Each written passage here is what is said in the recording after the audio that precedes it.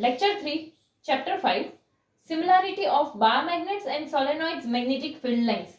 Now जो bar magnet होता है उसकी मैग्नेटिक फील्ड लाइंस होती है एंड सोलेनॉइड की भी मैग्नेटिक फील्ड लाइंस होगी।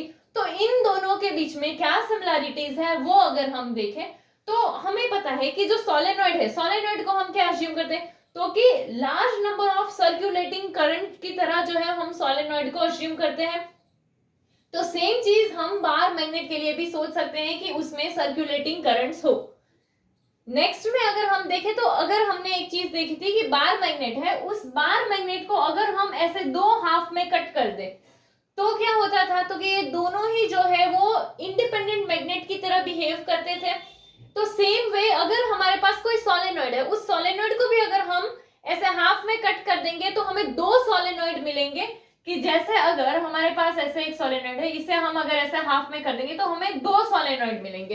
बट ये दोनों सोलेनॉइड के लिए क्या होगा, तो कि इन दोनों का जो मैग्नेटिक प्रॉपर्टी होगा वो कैसा होगा, वीक होगा, जो पूरा सोलेनॉइड है उसके कंपेयर में। यही सेम चीज हमने बार मैग्नेट के लिए भी देखे थे।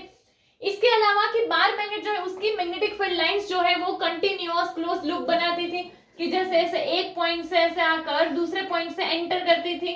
तो सोलेनॉइड में भी वैसा ही होता है, ऐसे एक साइड से आके दूसरे साइड से एंटर करती है, यानी कि इसमें भी जो है वो कंटिन्यूअस क्लोज लूप बनाती है। इसके अलावा जो बार मैग्नेट होते हैं उसके लिए हमने एक्सियल पॉइंट पे मैग्नेटिक फील्ड फाइंड किया था। तो सेम वे सोलेनॉइड के लिए भी हम ऐसे मैग्नेटिक फील्ड फाइंड कर सकते हैं एंड वो मैग्नेटिक फील्ड भी हमें ऐसा ही मिलेगा, जो क्या है तो कि μ0/4π2m/r³। यहाँ पे ये μ0/4π तो कांस्टेंट है एंड ये m जो है वो क्या है तो मैग्नेटिक डाइपोल मोमेंट एंड जो r है ये क्या है डिस्टेंस। यही हमने सेम चीज जो है वो बार मैग्नेट के लिए भी देखा था ऐसा। Next, pole strength of a bar magnet. Magnetic pole जो है उस मैग्नेटिक पोल की स्ट्रेंथ को हम पोल स्ट्रेंथ बोलते हैं एंड पर यूनिट लेंथ जो मैग्नेटिक डाइपोल मूवमेंट होता है उसे हम पोल स्ट्रेंथ बोलते हैं। यहाँ पर क्या आया है तो कि पर यूनिट लेंथ जो उसका मैग्नेटिक डाइपोल मूवमेंट है, यानी कि पर यूनिट लेंथ सपोज की लेंथ कितना हो 2l जितना हो एंड उस पर यूनिट लेंथ पे उसका जो मैग्नेटिक डाइपोल मूवमेंट है यानी कि m, तो इसे हम क्या बोलते हैं पोल स्ट्रेंथ। एंड यहाँ पर जो पोल स्ट्रेंथ को हम डिनोट किससे करते हैं तो पोल स्ट्रेंथ को हम QM या P से डिनोट करते हैं। एंड ये जो पोल स्ट्रेंथ मैग्नेटिज्म में QM है वही सेम हमारा जो स्टैटिक इलेक्ट्रिसिटी था उसमें चार्ज, यानी कि स्टैटिक इलेक्ट्रिसिटी में जो चार्ज है वही मैग्नेटिज्म में पोल स्ट्रेंथ है। एंड पोल स्ट्रेंथ जो होता है वो जो कोई भी मैग्नेट है उसके मटेरियल के टाइप पे डिपेंड करता है एंड पोल स्ट्रेंथ जो है वो एक स्टैटिक क्वांटिटी है। तो यहाँ पर जैसे ये हमने फॉर्मूला बनाया वो किसके लिए बनाया, तो कि सपोज हमारे पास कोई भी एक मैग्नेट है, उस मैग्नेट का लेंथ क्या है 2l है एंड उसका मैग्नेटिक डाइपोल मोमेंट क्या हो m हो, तो उसके लिए हमने ये फॉर्मूला बनाया है। तो हम ऐसा भी बोल सकते हैं कि लाइक क्या अगर हमारे पास जो मैग्नेट है उसका लेंथ 2l हो एंड जो हमारे पास पोल स्ट्रेंथ है qm, तो उस टाइम पे जो मैग्नेटिक डाइपोल मोमेंट मिलेगा वो क्या होगा m = qm2l। ये कैसे है तो कि ये हमने देखा कि पोल स्ट्रेंथ ऐसा होगा, यहाँ पे ये qm आ जाएगा, नाउ ये यहाँ डिवीजन यहाँ आएगा तो मल्टीप्लीकेशन, तो m = क्या हो जाएगा qm2l हो जाएगा। तो मैग्नेटिक डाइपोल मोमेंट का एक ये फॉर्मूला भी हो सकता है। सी इससे पहले हमने मैग्नेटिक डाइपोल मोमेंट का जो फॉर्मूला देखा है वो है IA एंड प्रेजेंटली जो हम एक फॉर्मूला देख रहे हैं वो क्या है qm2l।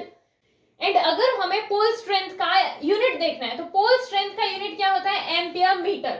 नाउ पोल स्ट्रेंथ का यूनिट एम्पियर मीटर कैसे होगा, तो कि यहाँ पे देखो ये है qm, अभी ये मैग्नेटिक डाइपोल मोमेंट है, मैग्नेटिक डाइपोल मोमेंट का ऐसा यूनिट क्या होगा तो कि एम्पियर मीटर स्क्वायर होगा, क्योंकि ये करंट है, करंट के लिए एम्पियर एंड ये एरिया है, एरिया के लिए मीटर स्क्वायर अपॉन में l, l के लिए क्या होगा लेंथ यानी कि मीटर, तो ये मीटर एंड यहाँ से एक मीटर कैंसिल हो जाएगा तो पोल स्ट्रेंथ क्या आएगा एम्पियर मीटर। ये पोल स्ट्रेंथ का यूनिट है एम्पियर मीटर एंड यानी कि यहाँ पर हमें एक और फॉर्मूला भी मिला है, मैग्नेटिक डाइपोल मोमेंट का जो फॉर्मूला मिला है वो क्या है qm2l। नाउ सपोज कि हमारे पास जो मैग्नेटिक फील्ड है वो मैग्नेटिक फील्ड अगर 1 टेस्ला जितना हो गया तो उस टाइम पे पोल स्ट्रेंथ जो है वो मैग्नेटिक फोर्स के इक्वल हो जाएगा। अभी ये क्या है, सपोज कि हमारे पास पोल स्ट्रेंथ के लिए एक और फॉर्मूला है, सी पोल स्ट्रेंथ यानी क्या है तो कि यूनिट मैग्नेटिक फील्ड पे जितना फोर्स लगता है वही तो पोल स्ट्रेंथ होता है कि वो कितना फोर्स यूनिट मैग्नेटिक फील्ड के हिसाब से दे पाए। तो इसीलिए यहाँ पर अगर हम देखें तो एक फॉर्मूला हमें क्या मिलेगा, तो कि Fm/b। तो अगर हमारा जो मैग्नेटिक फील्ड है वो मैग्नेटिक फील्ड अगर 1 टेस्ला होगा तो उस टाइम पे magnetic force and pole strength दोनों क्या हो जाएगा, इक्वल हो जाएगा, क्योंकि यहाँ पे 1 है। तो यहाँ पे इस टाइम पे हमें ऐसा भी मिल सकता है कि Qm=Fm। बट अगर इसी फॉर्मूला को हम ध्यान से देखें Qm=Fm/b को, तो यहाँ पे तुम क्या कर सकते हो, तो कि यहाँ पर मैग्नेटिक फील्ड को अगर तुम यहाँ से यहाँ भेज दो तो तुम्हें मैग्नेटिक फोर्स का फॉर्मूला मिलेगा। एंड मैग्नेटिक फोर्स का फॉर्मूला क्या हो जाएगा, तो कि Fm=bq हो जाएगा, कि ये यहाँ से यहाँ आया। अभी bq ऐसा ही तो एक फॉर्मूला हमने देखा था इलेक्ट्रिसिटी वाले में। सी इलेक्ट्रिसिटी वाले में हमने एक फॉर्मूला देखा हो, क्या था, QE, कि यहाँ पर चार्ज एंड इलेक्ट्रिक फील्ड। तो यहाँ पे क्या आ गया, ये Q, यानी कि ये जो है ये क्या पोल स्ट्रेंथ होगा, एंड ये जो है ये क्या हो गया, मैग्नेटिक फील्ड। तो यहाँ पे अभी हमने देखा कि पोल स्ट्रेंथ जो है वो किससे इक्विवेलेंट होगा, चार्ज से। तो इस एंड यहाँ पर जो है इलेक्ट्रिक फील्ड है, तो यहाँ पे क्या आ गया, मैग्नेटिक फील्ड। तो ये जो है हमारा मैग्नेटिक फोर्स का हमें एक और फॉर्मूला मिल रहा है, वो क्या है, तो कि QMB। बट ये फॉर्मूला जो है वो किससे सिमिलर है, तो जो हमने इलेक्ट्रिसिटी में फोर्स का फॉर्मूला देखा था उससे सिमिलर है।